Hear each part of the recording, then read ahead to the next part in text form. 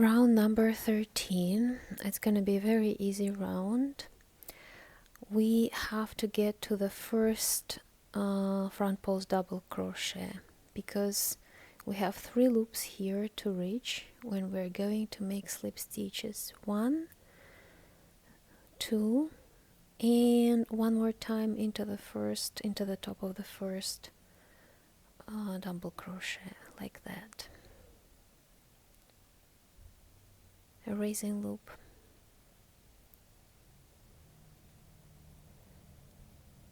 And be attentive here. We have to find the first front post double crochet. We make unfinished double crochet into it, around it, like front post. The same scheme as for the rooms before we made, with 1 top here, then 3 pieces simple front post double crochet. 1, 2, and 3. And here we again narrow the rhomb. 1 unfinished, 2nd unfinished, and 1 top. 4 loops will go between all of the rhombs, so there will be only rhomb elements. 1, 2, 3, 4. And we make again the same. Let's make together again. 1 unfinished, 2nd unfinished, 3 pieces separately. 1,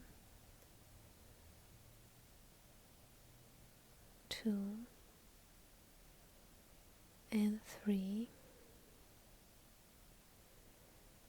and 2 pieces together, a cluster. 1 unfinished, 2nd unfinished, 1 top. 4 loops. This way the whole round. We should do the whole round. We skip the top. We just make rhombs here. In the end, as usually, I'm showing you how to make a slip stitch.